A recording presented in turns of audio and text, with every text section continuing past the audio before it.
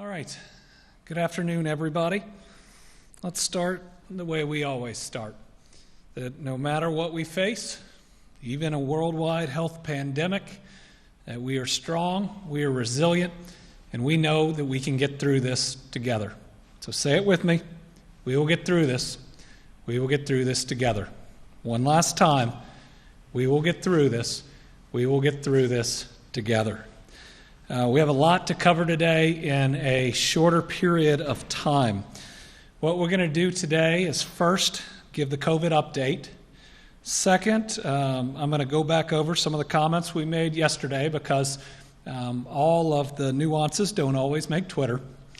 And third, Michael Brown is going to give an update on the McAtee investigation.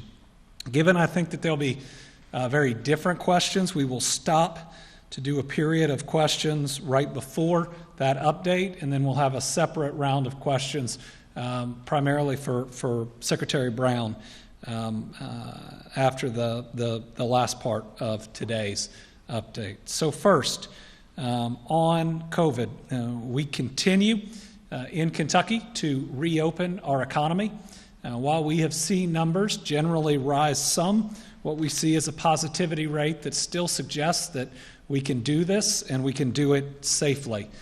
We are seeing, whether it is retail, restaurants, hair salons, and others, people having the ability to reopen and working very hard to do it safely.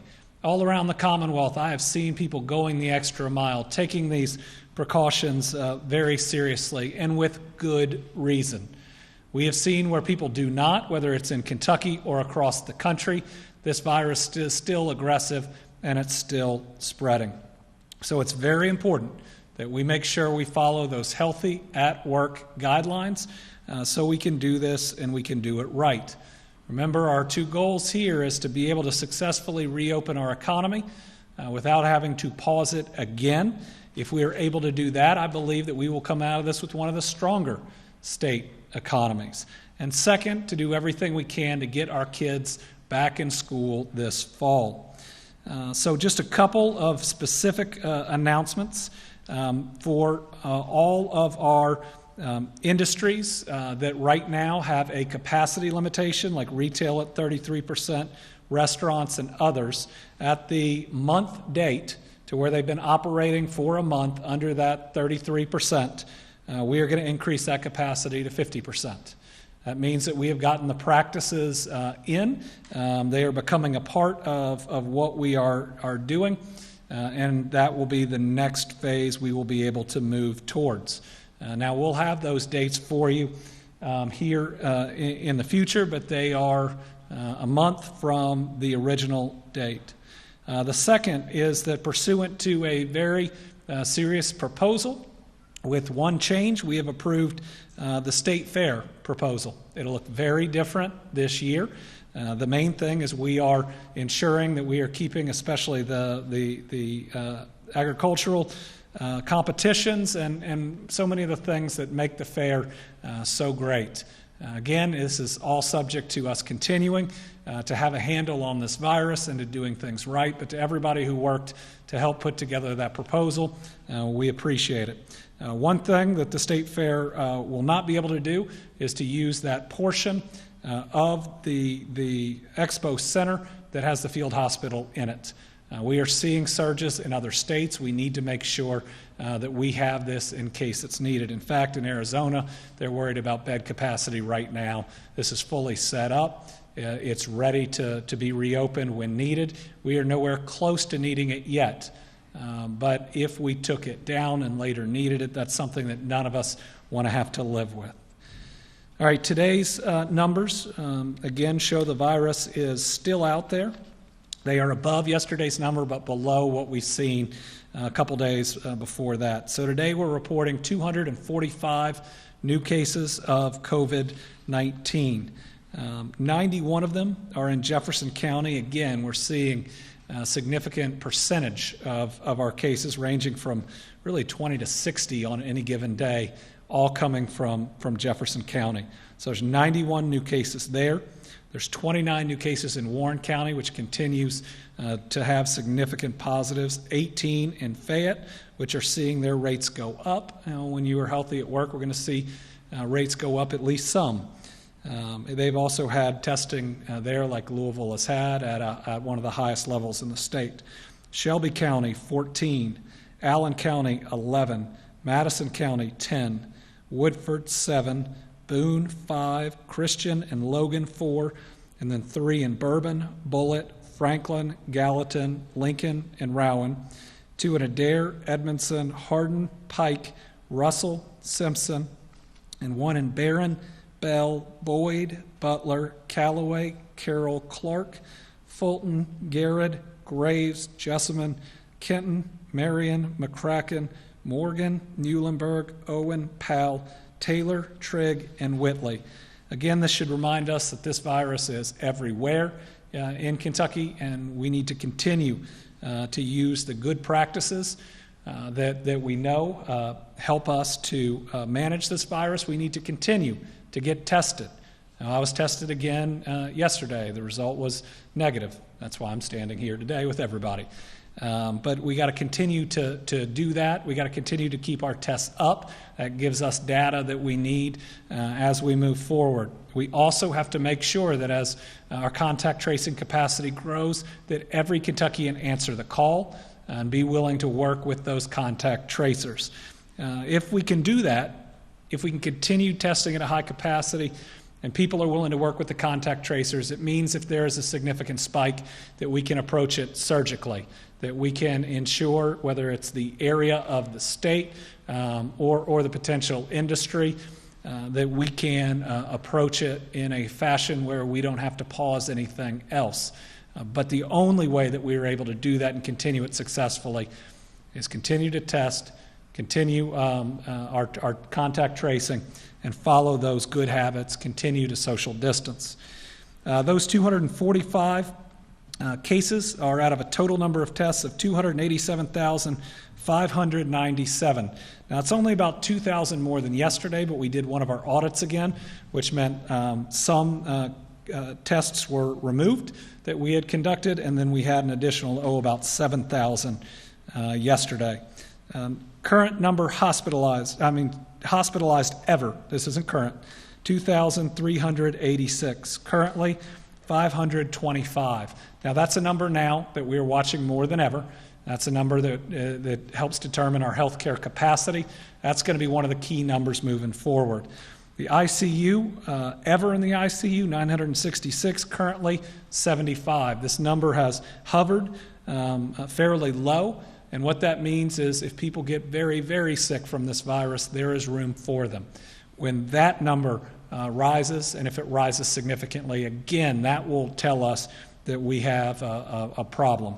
And my favorite number, the number recovered, 3,365.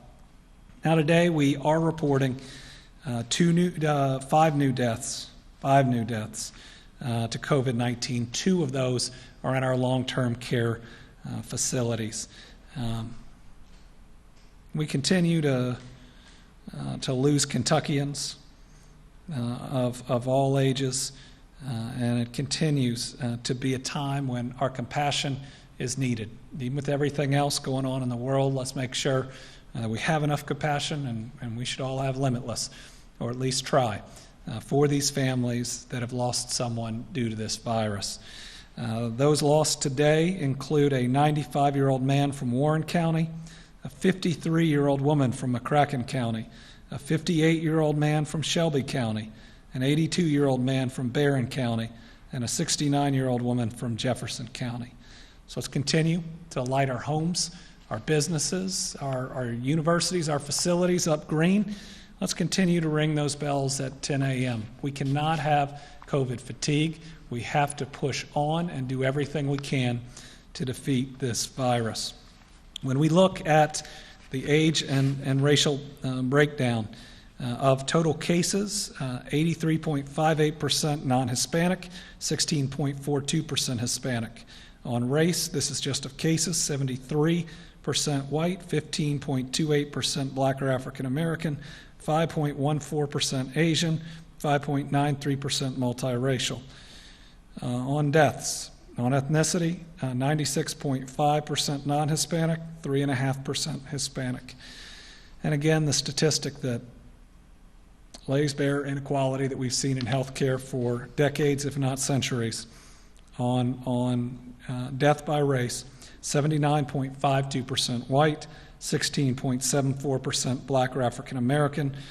It continues to hold at twice the percentage that black or African American Kentuckians make up of our population. 1.76% Asian, 1.98% multiracial. When we look at our long-term care facility numbers, we continue to track these. We've got 10 new positive cases of our residents. Given the amount that we're testing, that's a pretty good number for today. 26 staff. And we've seen this in facilities that you go in, you test all the staff, you have more asymptomatic positives than you'd expect. And then 15 deaths that we've previously reported, and a couple of them today, but when we learn that they are in long-term care facilities. And so when you look at our current number of Kentuckians lost, 477. That's 475 lab confirmed, 2 probables that we're waiting on, out of a total number of cases of 11,708. You look at these numbers, and it shows you that they can truly be deadly to our population in our long-term care facilities. And we need to continue to realize that while visitation rules and others can be really hard, this is a population we have to do everything we can to protect.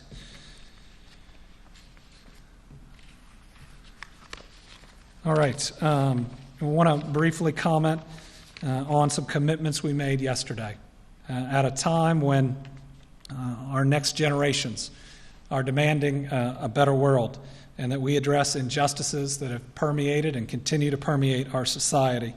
We made 3 commitments yesterday, and I'll go in the reverse order that we talked about them. The Lieutenant Governor made her commitment to address bias in our education system and to work on programs to ensure we have more black teachers in our classrooms. The evidence there shows that that improves outcomes. We ought to be doing it because it's the right thing, and we ought to be doing it because it helps our kids. Second piece, law enforcement training.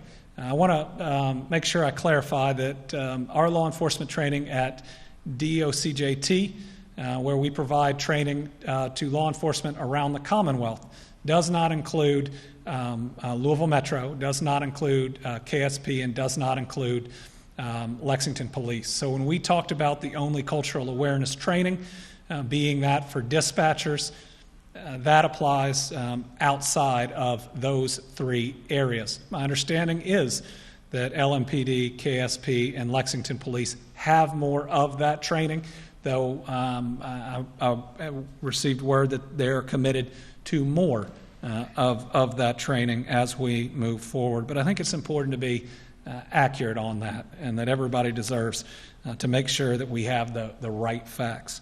And the last piece was my commitment on health care. I want to make sure, because this is hard in an 8 or 9 word tweet, to talk about the what and the why here. I believe that health care is a basic human right. And when I campaigned, and it's hard to believe that that campaign just ended about 7-8 months ago, I made a pledge that we would work to sign up every single Kentuckian for some form of health care coverage. Private insurance, Medicaid, Medicare, depending on what people qualify for. We started on that in office by rescinding a Medicaid waiver that would have kicked 90,000 people off of their coverage. And then we pushed in our state budget for funds to cover all uninsured children, basically to reach out for them because they all qualify for something. The legislature didn't include that in the budget. But where we are now is seeing that COVID has shown us where our priorities have to be in terms of where we start providing this type of coverage. When we have in the middle of a pandemic that's going to continue until there is a vaccine, a portion of our population that is dying at twice the rate they make up. which isn't the case for any other part of our population, then don't you believe that we have an obligation to go out and ensure especially that community right away is able to sign up for a form of coverage? We have somewhere between 18 to 20,000 Black Kentuckians that don't have any form of coverage. Our goal, and it's a short-term goal, is to make sure that we reach out to every single one of those individuals and get them signed up for some form of coverage. Many will qualify for Medicaid or expanded Medicaid. There's also the private market and other means. What I have as the tools at our disposal on the ground, I want to make sure that everybody can see a doctor, can be healthy, and especially if they have complications from COVID, can get the help that they need. That doesn't mean that we're going to stop there. Eventually, we want to get to make sure that everybody who doesn't have coverage has coverage. Again, using one of the forms that's out there. But we have an obligation right here and right now to do what we can for a group that has been subjected to racial inequality in healthcare. Dr. King even talked about it. And we're still addressing it right here. And at the same time, it's being preyed upon by this COVID virus. So that's our commitment. It doesn't exclude anybody else. We want to sign them up too, but my commitment is that we're going to sign up every single individual in that community for some form of health care, and I'm already getting calls from partners out there that want to help. We went about this type of process, not as targeted, but this type of process when Connect was launched in the expansion of Medicaid, and there are methods out there that absolutely work. Our commitment in this initial step is to make sure that we use anchor partners in that community to help us do the work. And that could be everything from Simmons to the Urban League to so many of our faith leaders that can identify individuals in their churches or in their communities that we can help. So with that, I'm going to open it up for about 7 minutes of questions so that we can then get into the McAtee investigation where Michael Brown, who is monitoring that, will provide an update and answer questions. So, Joe? State Representative Jason Nemeth filed a lawsuit alleging that having only one polling place in Orange County is a form of voter suppression, especially for Black voters. Do you have a reaction to that? I want to read the lawsuit that's been filed. I was told we were listed, though we don't have a role in determining that number. I want to make sure that everybody has an opportunity to vote and to vote safely during this virus. I certainly want everybody, can you put up the sign-ups to go online and request an absentee ballot? This could be the easiest way to vote that we have ever had in our lifetimes. And this is the safest way, especially if you fall into a category where you are most at risk for COVID. Please go online and everybody vote. Everybody vote, and you got to request your absentee ballot by June 15th. That's coming up. That's also my son's birthday. But make sure you request that ballot by that period. And we'll look at and evaluate the lawsuit. I want to make sure that we don't make voting harder, but we also make it safe in the middle of COVID. Chris? Why were you tested yesterday again for COVID-19? Some of us have seen this picture going on social media of you with your mask pulled down, talking to someone at a rally who appears not to be wearing a mask. Was it because of your exposure, potentially? Or are you getting tested regularly? I'm getting tested regularly. That is the fourth test that I have received, all of which have been negative. I've made it, I've tried to avoid crowds. I've tried to model certain behavior, but when 1,500, primarily young people, marched on this Capitol demanding a better world, that required more than just an exception. Now, this is a moment in history where I wanted to make sure that they knew that I was with them. In regards to the statements that the World Health Organization made recently, they said yesterday that spreading the coronavirus from asymptomatic people is rare, and they clarify something that I wanted to get your take on that statement, because you got your staff's take on that statement, in regards to what it means for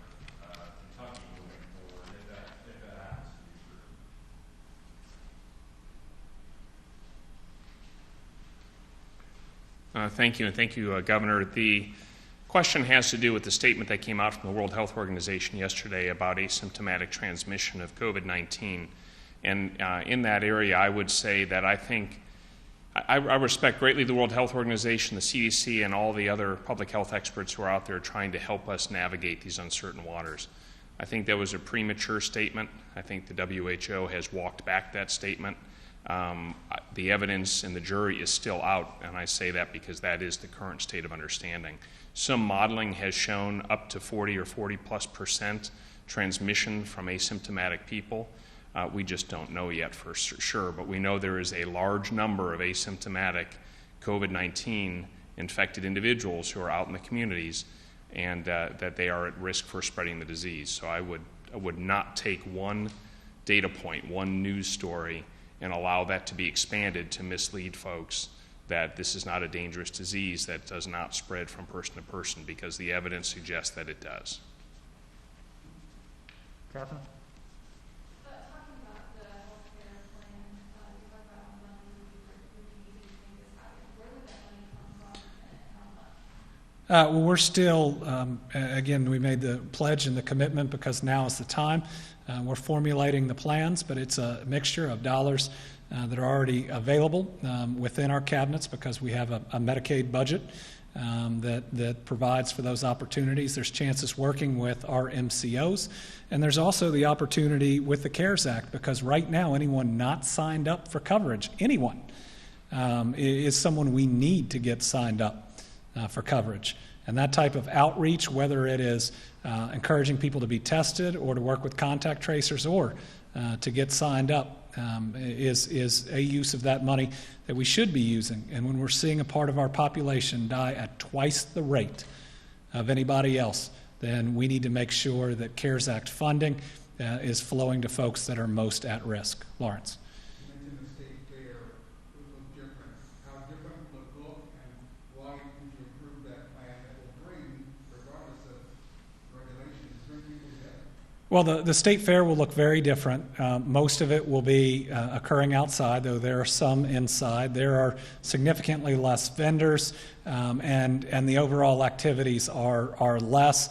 Any concerts are going to look different and be outside, and put together a really comprehensive plan that, as long as we are still in control of the virus and where we are, is something that we believe that we can do at this time. That proposal is an open record. You want to request it, we'll get it to you. Joe?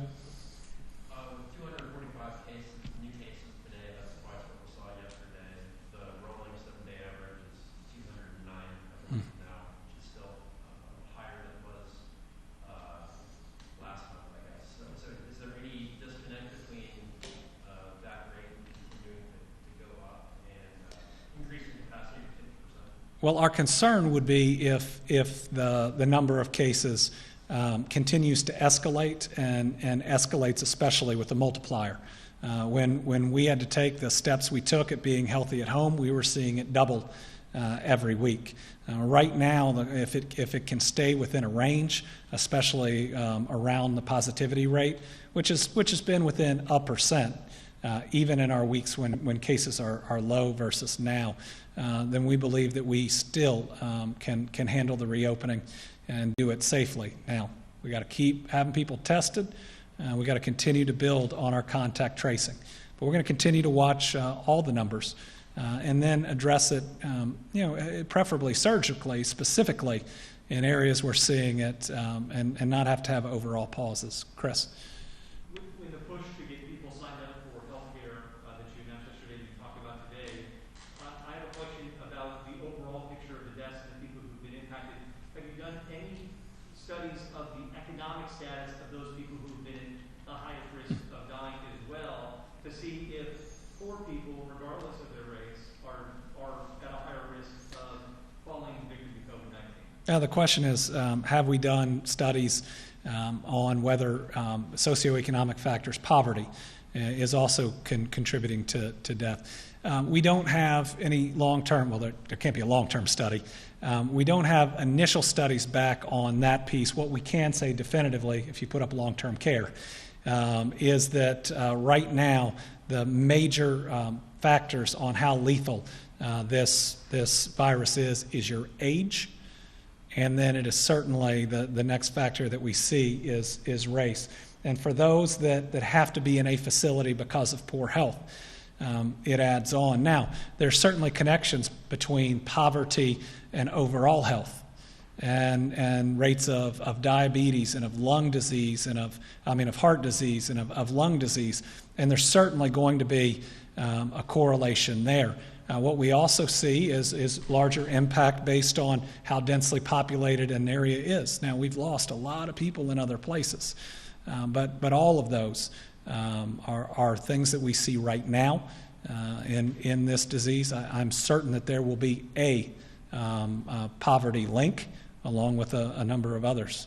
I mean, if especially those that are in poverty, if you haven't been covered by health insurance, and remember, we only expanded Medicaid a decade or so again, then you haven't been seeing a doctor long. You haven't been necessarily getting into the preventative health that you need. Joe. I got a message from a woman in northern Kentucky that has some issues getting tests. She said she's running into difficulties actually trying to get a reservation, that sort of thing.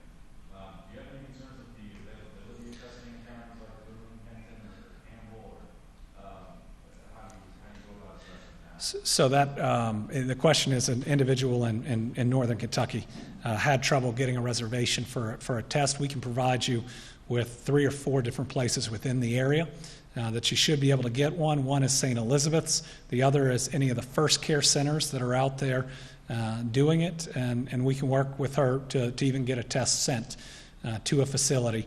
Right now, we are not seeing obstacles. Sometimes there are payments involved. We're working to make sure that that's not the challenge. But no, we're not seeing, that's the first complaint I've heard of difficulty getting a test. We still have large numbers of people getting tested, over 40,000 each of the last 4 weeks. My bigger concern is testing fatigue. Now, it's not comfortable, though the newer tests are less uncomfortable.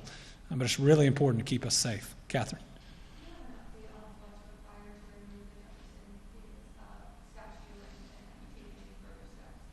We are working on further steps right now. I believe we'll have an update on that either tomorrow or Thursday on actions being taken. I'm committed to removing the Jefferson Davis statue. It's time. It's way, way past time. Lawrence. Questions from people who are mentioning contact tracing. They're concerned about potential fraud, people posing as contact tracers and calling their phones, getting information from them. Are there measures to protect against that? And what about, there's also questions about this is violating HIPAA at all? Certainly on the HIPAA side, they've worked through those issues, and our contact tracers that are in all of our health departments are used to doing that and dealing with those issues. I don't see a concern there because the way identification works, they don't call and tell you the name of the individual that you've been in contact with. On the cybersecurity side, we'll get Mark Carter to give an update on that. There are always con artists trying to prey on us at times when people are relying on accurate information. So I'll get our measures on that. All right, we'll now turn it over to Michael Brown, who's going to give us an update on the David McAtee shooting. I promised when we started this that we would have an independent investigation and that we would provide the truth, and that as evidence came out, we would provide it. Well, today Michael's going to provide some more evidence. It is not all of the evidence, but we're going to prove today that we were committed to getting that truth out, good, bad, or ugly. That's our commitment, and I'm going to turn it over to Michael Brown.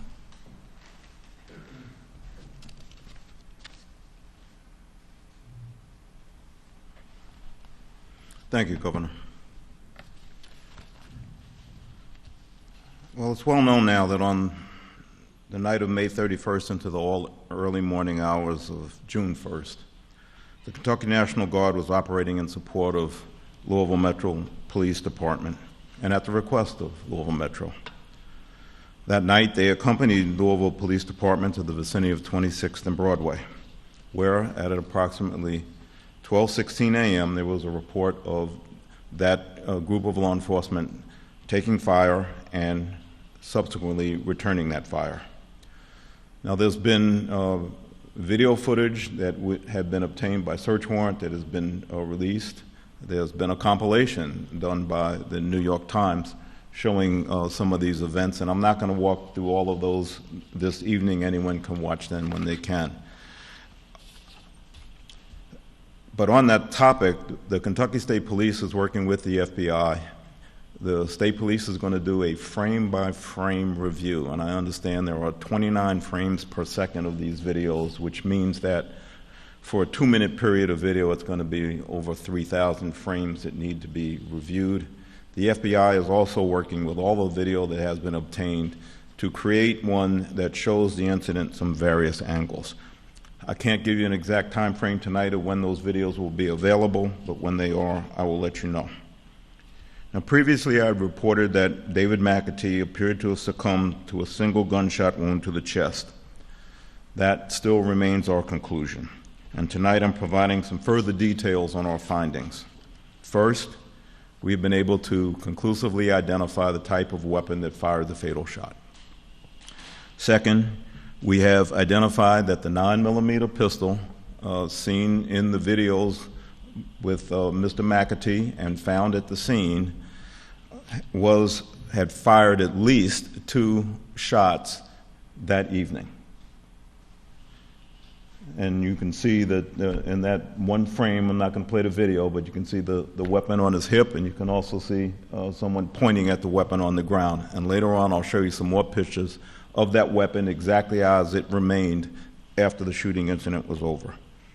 Lastly, I'm going to show you that, or report to you that David McAtee, we had examined him for gunshot residue, and in fact, we did find gunshot residue on his person from that evening, and I'll get into that detail.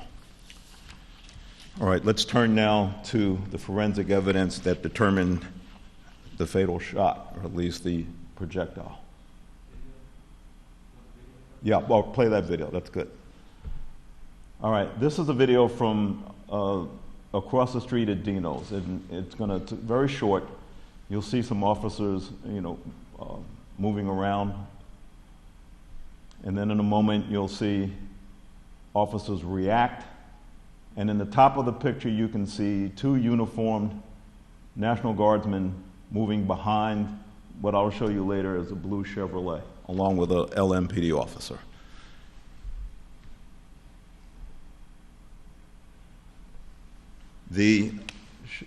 Go back one. The video, I'll show you if I can on the screen, and obviously the laser won't pick up there, but under that blue awning is the doorway where David McAtee was standing. You've seen that in the other videos. The blue Chevrolet is the one I just referred to that the 2 guardsmen and the LMPD officer retreated towards after they heard and witnessed shots being fired. The little green cones that you see all around there indicate shell casings that were recovered by police investigators as they lay at the scene the next day after the shooting. This was critical for us to determine the number of rounds that were fired and which weapon had fired rounds from a given location. This is, in its very, very technical terms, an M855 caliber 5.56 military-grade ammunition. It's a bullet. It's very distinguishable by its bright green tip. In fact, it's referred to as green tip ammunition. This was the ammunition that our military carries overseas, and in fact that the National Guard was carrying that night. I had mentioned before that early on that we had recovered, I said, 3 fragments from Mr. McAtee. It turned out that and that was a preliminary autopsy, actually there were 4 that were recovered. I don't want to leave this up too long, but if you notice that on this particular fragment, you can see this bright green paint. our crime lab actually went and analyzed the paint you see there against the paint that was in the magazines from all of the other from the National Guard weapons at the scene. It is consistent, and in fact, the material that this bullet was made out of is consistent with those rounds.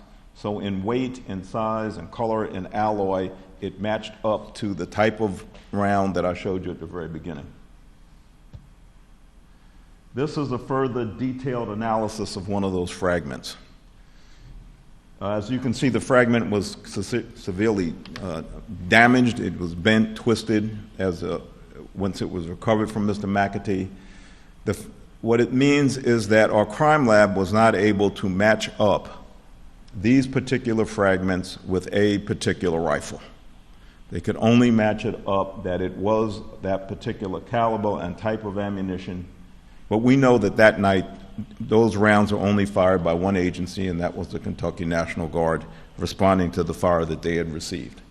Therefore, it's our conclusion that Mr. McAtee's fatal wound came from one of the M4A1 carbines carried by the National Guard. But we cannot identify which carbine, and we cannot identify which guardsman fired those shots.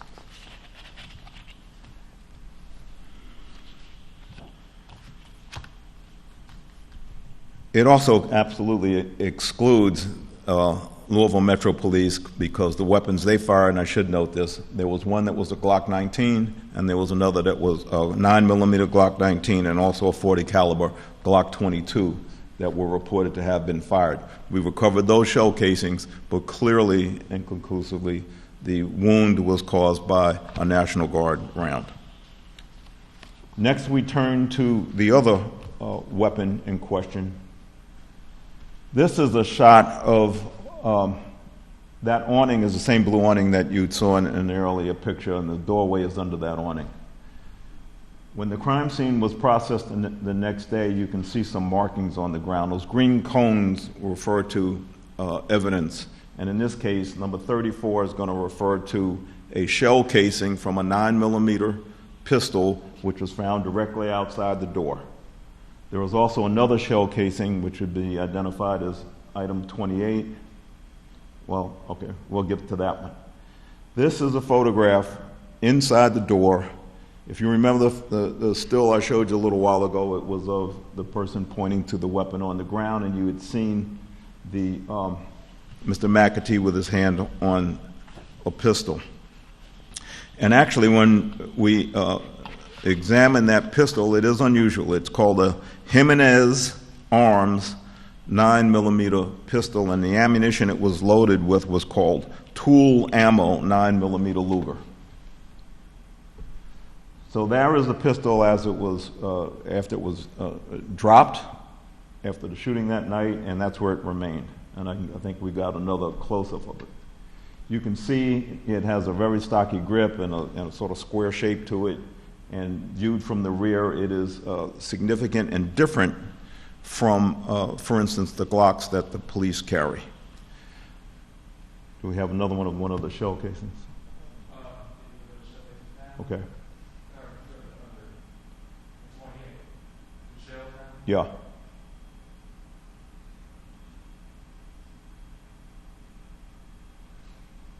You have a close-up? All right. There you see right to the side of that 34, if you can see it, it's a little stovepipe metallic object. That is a shell casing. That shell casing is for a 9mm Luger, and our crime lab has determined that that shell casing and another shell casing found right outside the door had been fired from the weapon that you saw lying on the floor, which we have confidence is the weapon that David McAtee had in his possession the night of the shooting. Finally, the last piece of forensic information that I can report on is that Mr. McAtee was tested for gunshot residue, and those reports came back positive. Those reports can indicate that, and I want to be clear, that one of the particles found indicated that he had, it was consistent with a firearm discharge. 5 other particles were consistent with him either handling or being around a weapon that had been discharged. And sometimes those other particles can come from, and they can remain on the outside of a gun if you just touch the gun. So I can't absolutely say that those particles came from a particular shot, but clearly Mr. McAtee had gunshot residue on his person after these tests. So it's clear. The fatal shot came from the National Guard, described the weapon. We have no doubt about that.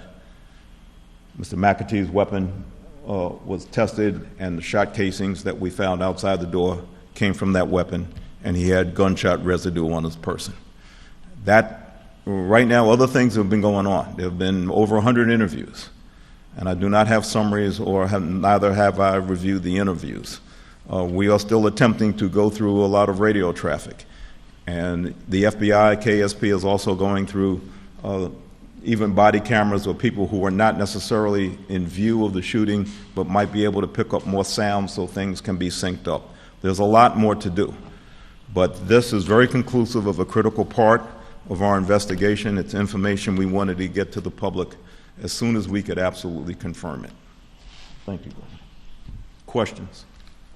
Do you believe that there were other LMPD officers who had their body cams on and activated at the time of the shooting who were not involved in the shooting? Well, they were all, I'm talking about ones who were at the scene who did not fire their weapons. And we believe that at some point in time, some of them either had their body cameras on or activated their body cameras. The issue becomes, once those shots were fired, as you can see, many people had turned in a different direction or were going for cover, which means that a lot of the body camera footage was going to be blocked. We expected that, but the FBI, in their attempt to create an overall view, is going to, and they have the technology. I was told that they're bringing people from Quantico to try to sync up all the sound and all the video to get us a clearer picture, if you will, of what happened. Lawrence? Based on the shell casings from Mr. McAtee's gun, can you tell where he was firing or at whom he was firing? What direction? I don't know that I can positively, he was clearly firing in the direction outside the door. He wasn't firing inside the building, he was firing outside the building. The first round that you see, the shell casing that fell to that floor mat that you see and got captured there, is directly in front and would be consistent with the weapon being out or at least partially out of the doorway. The other one was found a few feet away. Now, we don't know whether it landed there right then. It could have been kicked, it could have bounced.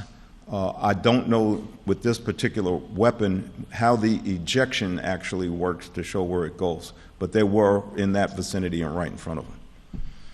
The two guardsmen next to the blue car that showed, are you positive those are the two guardsmen who fired their weapons that night? When I say positive, we know that that night there were only 2 guardsmen who fired their weapons, and both of them appear to, if in this and other videos, everyone reacts to the first shot. Then we know that there's at least approximately an 8-second delay, which is reaction time when you see officers, and including those guardsmen, retreat to cover. That's what they did, and then after the next shots came out, we believe that they returned fire, because if you looked at the image I showed you by that blue Chevrolet, that's where those shell casings were accumulated from the Guard rifles. We found no other shell casings from Guard weapons in any other vicinity, not close to there.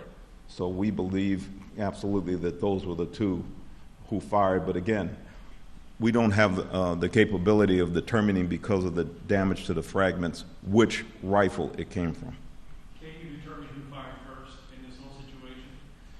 Was it Mr. McAtee? Was it a guardsman? Was it LMPD?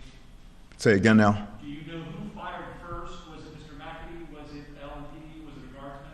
I believe it was Mr. McAtee, because clearly in the other videos you see, and you look at it from the sound of the report, and you can't overlook the reaction of the people in the video itself. They are responding to shots coming from a given direction. They were all retreating. I believe Mr. McAtee fired the first shot, paused, and came back up, as you see in another video, and fired again. Yes, sir. You're going to have to hold your head up because, see, I gave my ears to my Uncle Sam, so I can't hear you. I understand, but in regards to Chris's question, it appeared that they were firing pepper bullets first in the house, were they not? Okay, the National Guard does not carry any pepper balls or any type weapons. The only weapons just a minute, the only weapons the National Guard had that evening were the M4 carbines. There appears to be a Louisville Metro police officer who was firing it's like an air gun, and fired some pepper balls. That weapon, that device, does not make nearly the type of what we would call report. You might call it a bang, like a pistol or a rifle shot. They're not even close to being comparable. That's why as we analyze the videos and you analyze the reports of these weapons and you respond and you hear them talk about shots fired and that's picked up, those gunshots, even by a civilian video on a cell phone, it's very, very distinctive that there was gunshot first, pause, more gunshots, return gunshots. Do we know if LMPD fired the pepper balls in the direction of the building before McAtee fired his gun? I don't know really about the actions of the LMPD other than what I've actually seen in some of the videos that you've seen. Your experience in the courtroom as anybody in Kentucky. You've served in the Attorney General's office. We've all seen you in action. You're laying out this case for us, and the question remains, if you were going to prosecute, could you see yourself at this point prosecuting any of the law enforcement or National Guardsmen who were involved in the shooting that night? If you're asking me based on the information I have at this time, it appears to me that they were returning fire, which is part of the engagement and what any law enforcement officer would do with that case. I can't tell you what Mr. McAtee he was firing in their direction, and he did it at least twice, and they returned that fire. How many rounds were fired? How many rounds were fired by the National Guard, and how many were fired by LMPD? Right. We believe that the National Guard fired 9, possibly 10 rounds. I reported the other day that it was a total of 18. It might actually be 19. I'm trying to account for one more shell casing. We believe that the Louisville Metro Police fired 9 rounds, 1 from a .40 caliber and 8 from a 9mm. What is the status of the guards, the troopers involved in the shooting right now? Their status of Their status is, my understanding is they are being, they are going to be interviewed, I believe, very shortly. And other than that, their status is just that there is an internal investigation, if you call it, based on a serious incident by the National Guard itself. removed from active duty right after the incident. And they were removed from active duty.